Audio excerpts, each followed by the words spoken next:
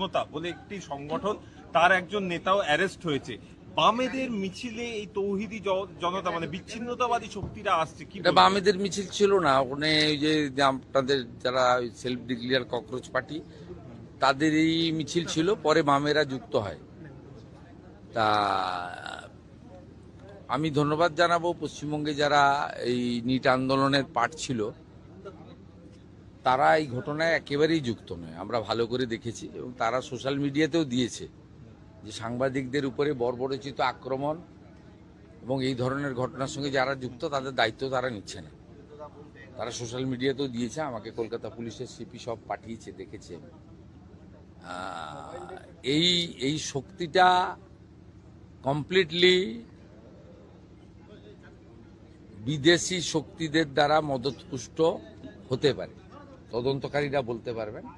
কিন্তু যেভাবে সংবাদ মাধ্যমের কর্মীদেরকে মেরেছে, রক্তপাত করেছে এবং প্রাণঘাতীর চেষ্টা করেছে, তার বিরুদ্ধে ব্যবস্থা 7টা মামলা হয়েছে।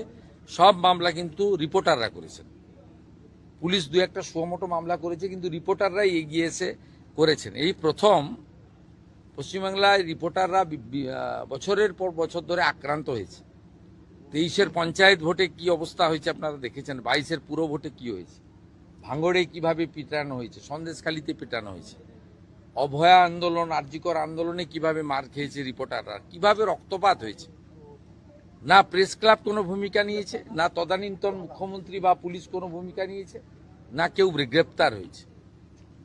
কিন্তু এবারে আপনারা দেখেছেন, আমরা গণতন্ত্রের 4র্থ স্তম্ভ শুধু ভাষণে বলি না, কাজও করি। আমি তৎক্ষণাৎ পিজিতে ছুটে গেছি এবং রিপোর্টাররা সাহস পেয়েছে, তারা এগিয়েছে, এফআইআর করেছে, মেডিকেল করেছে, গ্রেপ্তার হয়েছে 14 জন।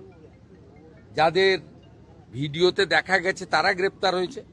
এদের সঙ্গে ককরোচ পার্টি, নিট আন্দোলনের কোনো সম্পর্ক নেই।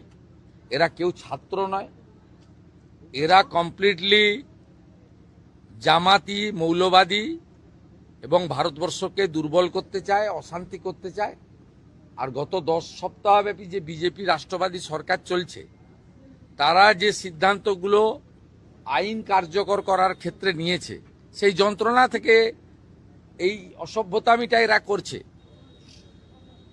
এই খারেজি মাদ্রাসা তার রেজিস্ট্রেশন নিয়ে তদন্ত হচ্ছে, এদের রাগ আছে। অবৈধ ওবিসি সার্টিফিকেট পেয়েছিল, হাইকোর্ট বাতিল করেছিল, আমরা কার্যকর করেছি, রাগ আছে। 1950 সালে পশু হত্যা আইন কার্যকর হয়েছে, রাগ আছে। আপনার আমাদের সাউন্ড পলিউশন নিয়ে আমরা কিছু বিধি নিয়েছি, এদের রাগ আছে। এই লোকেরা এইসব করতে এখানে এসেছে। প্রধানমন্ত্রীর ছবিতে লাথি মারা, মুখ্যমন্ত্রীর ছবিতে লাথি মারা, প্রধানমন্ত্রীকে ব্যক্তিগতভাবে যে ছবি মানে চোখে দেখা যায় না, এটা আন্দোলন নাকি? আর দিল্লিতে তো ওরা অ্যালাউ করেনি, বা অন্য জায়গায়। আজাদি আজাদি কি? এবং কেউ কেউ তো ন্যাশনাল ফ্ল্যাগটাই ধরতে জানে না, উল্টো দিকে ধরে রেখেছিল। এরা কেউ আন্দোলনের লোক নয়, ছাত্র নয়, এরা গুন্ডা। গুন্ডা দমন আইনে ব্যবস্থা হবে। গতকাল বিধানসভায় যা বলেছি ওটাই ফাইনাল।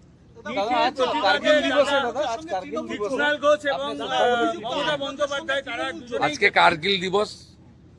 কার্গিল দিবসে যারা শহীদ হয়েছে আমাদের ভারত মাতাকে সুরক্ষিত রাখার ক্ষেত্রে, তাদের স্মরণ করার দিন। সোশ্যাল মিডিয়াতেও করেছি। এখানে মন কি বাত শুরুর আগে এখানে যে আমাদের অস্থায়ী শহীদ বেদি বানানো হয়েছে,